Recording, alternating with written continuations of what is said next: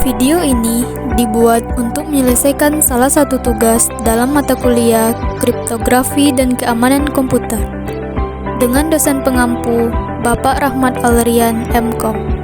Kami dari kelompok 1 yang terdiri dari 2 anggota kelompok. Sebelum masuk ke pembahasan lebih lanjut, izinkan kami memperkenalkan diri terlebih dahulu. Yang pertama, saya sendiri bernama Ilza Suzra dengan NIM 22060111. Selanjutnya ada Dila Preti Sinta dengan NIM 22060105. Baiklah, kami dari kelompok 1 akan membahas tentang kasus pencurian data Bank Syariah Indonesia.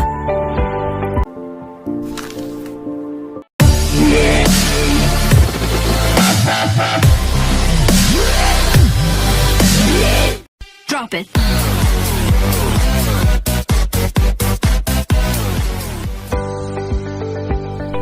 Kabar peretasan data nasabah sempat menghebohkan dunia perbankan.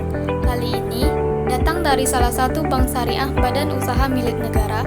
Pada tanggal 8 Mei, layanan mobile banking dan ATM BSI atau Bank Syariah Indonesia terganggu selama sepekan.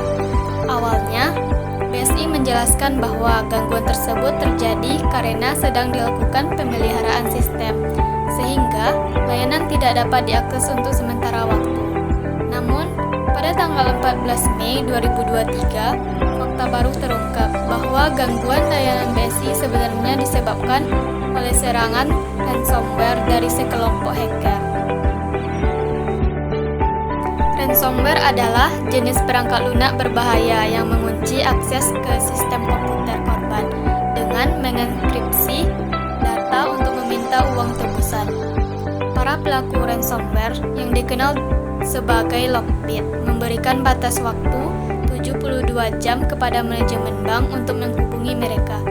Tidak main-main, hacker tersebut mengancam akan meruntuhkan reputasi bank secara menyeluruh jika tuntutan mereka tidak dipenuhi. Alih-alih menghiraukan hacker, pihak manajemen BSI justru beralih bahwa layanan BSI sedang dalam masa maintenance. Namun, pada akhirnya hacker berhasil menginfeksi sistem perbankan BUMN tersebut dan menyandera data nasabah. Di era digital yang semakin maju, kebocoran data menjadi tantangan yang serius di berbagai sektor, termasuk sektor perbankan, seperti yang baru-baru ini terjadi pada BSI. Kebocoran data pribadi sebenarnya bukanlah hal baru, namun merupakan masalah yang sangat serius dan memprihatinkan. Terungkapnya informasi pribadi, nasabah seperti nomor rekening, informasi kartu kredit, data identitas, dan detail keuangan dapat memiliki dampak yang merugikan. Kebocoran semacam ini dapat terjadi karena serangan siber, pelanggaran keamanan internal, atau kelalaian dalam pengelolaan data. Selain menimbulkan resiko pencurian identitas, penipuan, dan penyalahgunaan finansial, kebocoran data pribadi perbankan juga dapat mengancam kepercayaan nasabah terhadap institusi perbankan dan menyebabkan kerugian reputasi yang signifikan. Serangan siber yang semakin kompleks dan terorganisir kini dapat menyusup ke dalam sistem keamanan perbankan dan mencari informasi sensitif. Sektor perbankan menjadi sektor yang rentan terhadap serangan siber karena mengelola data sensitif, seperti informasi pribadi, rekening bank, dan transaksi keuangan yang sangat berharga bagi penjahat siber untuk melakukan pencurian identitas.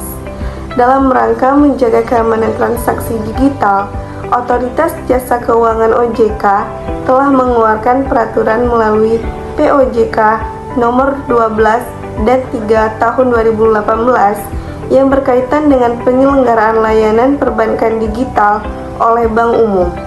Tujuan utama peraturan ini adalah memastikan bahwa bank penyelenggaraan memiliki infrastruktur dan manajemen teknologi informasi yang memadai serta wajib menerapkan prinsip perlindungan nasabah. Menindaklanjuti peraturan tersebut, Direktur Jenderal Aplikasi dan Informatika Kementerian Komunikasi dan Informatika Kemenkominfo, Samuel Aprijani Pangerepan, mengungkapkan bahwa selama periode peralihan tanggung jawab menangani kasus serangan siber terkait kebocoran data akan tetap menjadi kewajiban Kemenkominfo Tempo 2023. Partisipasi Kementerian Kominfo dalam menangani serangan siber terhadap BSI merupakan bagian dari proses transisi menuju implementasi penuh Undang-Undang Nomor 27 Tahun 2022 tentang Perlindungan Data Pribadi UU PDP yang dijadwalkan akan berlaku sepenuhnya pada tahun 2024. BSI yang menurut pasal 1 ayat 4 pengendalian data pribadi karena melakukan kendali atas pemrosesan data secara praktik telah gagal dalam menjalankan pengelolaan data pribadi. Meskipun pasal 46 UU PDP memuat ketentuan yang harus dilakukan oleh pengendalian data pribadi saat terjadi kegagalan perlindungan data, BSI mengabaikan tanggung jawab yang seharusnya dijalankan. BSI tidak menyampaikan pemberitahuan secara tertulis kepada subjek data pribadi terkait serangan siber yang berdampak pada peretasan data nasabah. Sebaliknya, BSI justru menghakimi lumpuhnya sistem dan pelayanan bank disebabkan oleh proses maintenance. Alphonse Tanjujaya, seorang pakar keamanan siber dari Foxcom, menyatakan bahwa jika mengalami gangguan selama lebih dari 4 jam, hal itu mengindikasikan adanya gangguan sistem inti yang mungkin disebabkan oleh serangan ransomware. Meski banyak media telah berupaya untuk mendapatkan konfirmasi dari manajemen BSI mengenai kebenaran serangan ransomware ini, pihak terkait tidak memberikan tanggapan lebih lanjut. Hingga saat ini, perlindungan nasabah perbankan masih belum mendapatkan perhatian yang memadai dalam sistem perbankan nasional. Melalui Undang-Undang PDP, pengendalian data pribadi yang tidak melaksanakan perlindungan data pribadi dengan baik dapat dituntut di pengadilan melalui proses investigasi yang dilakukan oleh sebuah lembaga yang disebut Lembaga Perlindungan Data Pribadi. Dari kasus peretasan data nasabah BSI ini, diharapkan adanya perbaikan yang signifikan dalam mencegah menangani kebocoran data pribadi dengan penegakan ketat terhadap kebijakan keamanan data, penerapan teknologi yang aman, dan transparansi yang tinggi dalam mengatasi insiden kebocoran. Sektor perbankan dapat memulihkan kepercayaan nasabah dan melindungi privasi serta keamanan informasi pribadi mereka. Harapan ini juga mencakup upaya pemerintah dan regulator untuk menguatkan kerangka hukum yang efektif dan lembaga perlindungan data pribadi yang kompeten.